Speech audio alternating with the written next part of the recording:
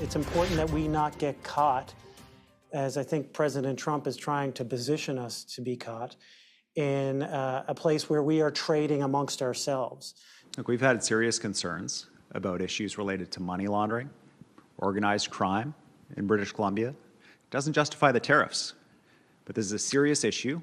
We have a lot of arguments on the trade side why we should maintain the most profitable trading relationship in the world. So I'm pretty confident we'll get the premiers on board.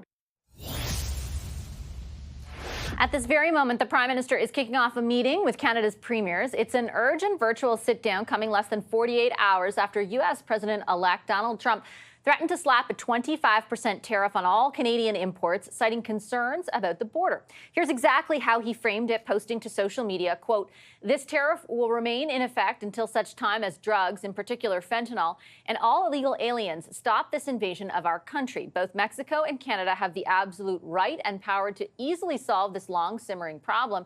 We hereby demand that they use this power, and until such time that they do, it is time for them to pay a very big price." So will everyone work together, or is the Fed's United Team Canada approach being tested? Treasury Board President and Transport Minister Anita Anand sits on the Cabinet Committee on Canada-U.S. Relations. She is with us live now. Hi, Minister. It's good to see you. Thank you for making the time. Hi, Vassy. Great to see you. We've just been talking about how premiers are meeting as we speak, and they have conveyed to us, Minister, they'd like to see your government present a specific plan to address President Trump's concerns, particularly at the border. Your cabinet colleagues, by and large, whom I've interviewed, have said something along the lines of, we've done it before, we can do it again, we share the U.S.'s concerns. When will you share with Canadians your plan, Minister? Well, let's take a step back. We have been negotiating and working with the Trump administration in the last iteration. We have a threefold plan moving forward. We are leveraging existing relationships through a unified Team Canada approach. That includes not only the premiers with whom the Prime Minister is meeting right now, but it includes all levels of government, labor leaders, business leaders, and we all together need to form that Team Canada approach going forward, a unified front. Secondly, we are going to be leveraging the mutually beneficial economic relationship. Right now, 60% of crude oil in the United States is Canadian in origin. Quebec electricity powers thousands of homes in the United States every year.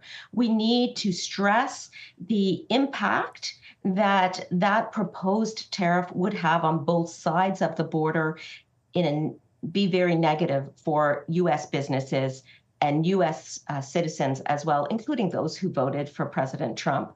And then finally and thirdly is the border. We have been fortifying the border. We have been investing not only in the public servants at the border, but also in the technology and the surveillance at the border. So that threefold approach, Vassy, means that we are strong now, and we will continue to present that unified, strong approach going forward. If, though, Minister, your government is doing all the right things as you just laid out, why is the president threatening to do what he is? The president's modus operandi is to raise that temperature early in the game. Our modus operandi is to stand back and say we negotiate before we retaliate. And we will at all times defend Canada's sovereign interest. It is our sovereign right to do so. We will take every measure possible, spare no expense to protect Canada, to protect Canadian businesses, and to protect Canadian workers. You mentioned in the last part of your answer before the border, and I wanted to pick up specifically on that point, Minister, because that is something that in this post to social media in which he levied this threat, the president-elect certainly focused on. And I know you said that you're fortifying, your government has fortified the border, that you've increased resources, but I do have to put some data to you that challenge the veracity of those points. The first being that there has been a doubling of illegal migration in the last year. That's intercepted on the U.S. side, coming from Canada. That's the statistics from the Border Patrol on the U.S. side. But beyond that, they're also saying that 358 suspects on the terror watch list were arrested on the northern border at ports of entry in the fiscal year 2024, 3 of which were encountered between ports of entry. And by comparison, the number at the Mexico-U.S. border was just 52. Isn't it reasonable that President Trump would raise this concern specifically? And what more beyond what you already are doing are you ready to do? Well, Vassy, I can present you with statistics as well that support the point that I'm making, which is that we are investing in our border. We are investing in our human resources and surveillance equipment at the border. Immigration officers are, in fact, cracking down with 600% more misrepresentation investigations in 2024 over 2023. We've intercepted human smuggling rings as well, Vassy, and we are seeing progress at the border in these respects. In addition, we have the Criminal Code of Canada, which is a beacon of the legal system here. We will continue to enforce the criminal code, whether it's with regards to drugs or other illegal substances. And finally, in terms of immigration, let me say that if you come to Canada illegally, you will be deported. And so at all times, it is our sovereign right to determine who comes into Canada, what comes into Canada, and we will spare no expense at defending our border, our country, our citizens, and our businesses.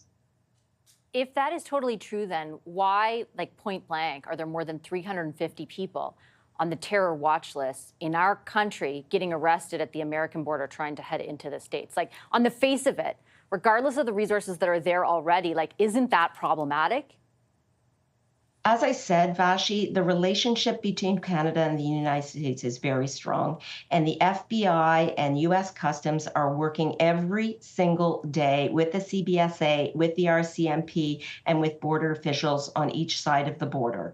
We are working together to ensure that the longest undefended border in the world remains protected. That is a mutual obligation that we both have, and we'll continue to work together with the United States to ensure that that border is secure. But again, I want to stress that Canada will spare no expense to ensure that the resources necessary are being directed towards the border. I sit as president of the Treasury Board. I see submissions from Minister LeBlanc coming frequently to ensure that those resources are flowing to the border where they need to be in order to ensure that that $3.3 billion worth of goods and trade and services pass through that border every single day for the benefit of businesses, while at the same time we are defending the border against illegal migrants and smuggling of any harmful substances. Can you quantify, Minister, you're right, you're the one who sees the bills come in, right? Can you quantify how many or how much extra resources are headed to the border? I imagine if I'm, someone in and around President-elect Trump, that's a salient detail, right? So far, no minister has provided any of those details. You're actually the first one to say there's additional resources headed there. Actually, I don't want to suggest that this just happened this week. What I'm saying is, since I've been Treasury Board president in July 2023, I have seen hundreds of millions of dollars flow to the border for the investments in surveillance equipment, investments in the CBSA. We signed a collective agreement with them in June, and those types of resources are what is going towards fortifying the U.S.-Canada border on the Canadian side. And let me tell you, but the president-elect, with all due respect, doesn't feel like it's fortified. He's seeing a doubling of illegal immigration. It's not anything compared to Mexico. I wouldn't insinuate it is, but it's a doubling versus a year before. We need to go back to that 3-point plan that I laid out at the beginning of this discussion. We are going to leverage our existing relationships. We are going to demonstrate the security measures that we have placed at the border. We are going to ensure that the mutually beneficial economic relationship between our two countries is on full display and notice for the United States. We did this in the last Trump administration. When they put in 232 tariffs, we retaliated. We did this during the pandemic when they tried to stop the flow of PPE across the border, we were able to show them that our raw materials went towards making that PPE, and we brought those goods across the border. So Vassy, we know how to negotiate before retaliating, but we will not hesitate to retaliate if the situation demands it. I have one question about those negotiations, and it has to do with the meeting that's happening right now with the premiers, right?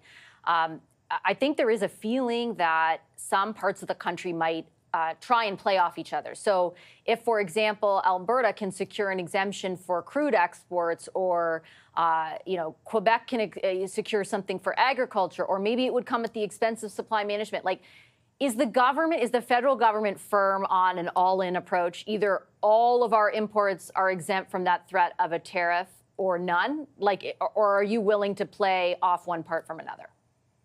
You have to remember that the economy is extremely complex, and therefore we need to remember that that Team Canada approach will continue regardless of the issue. In particular, let's break it down. Regulatory cooperation is something that benefits everyone, reducing red tape, reducing duplication. I've been working on that all year, Vassy. We've signed an MOU to ensure permanence in the reduction of red tape with the Office of Management and Budget, regardless of who is in the White House. In addition, on the trade front, we have negotiations in process, and Minister Ng has those in hand. We're going to take the feedback from the premiers. We are going to take the feedback from business. We're going to take the feedback from labor, but together we will be a unified Team Canada approach so that we can continue to stress that mutually beneficial, that symbiotic relationship that Canada and the US share and have shared for decades and decades. Just to be really blunt, though, Minister, I'm not sure I understand that you're presenting a lot of information there, but my question was whether or not, like, on principle, the federal government will let one type of import be excluded from that tariff and not another, one part of the country's exports, not the other, or is it an all-in approach? Vassy, that either or type question at this early stage in the game, when the Prime Minister is meeting with the premiers for the very first time on this issue, would be premature for me to opine on. But I will say that our Prime Minister, just like he did during the pandemic, will continue to hear from the premiers, take their considerations into account, and then move forward with a unified approach so that Canada puts its best foot forward every single time. That's why we were able to strike the new NAFTA. That's why we were able to get PPE in through the Canadian border during the pandemic. And that's why this time also we will be successful with our strategy of negotiate before retaliate and spare no expense for Team Canada's needs. Okay, I'm going to leave it on that note. Minister, I appreciate your time as always. Thank you so much. Thank you, Vassy. Take care.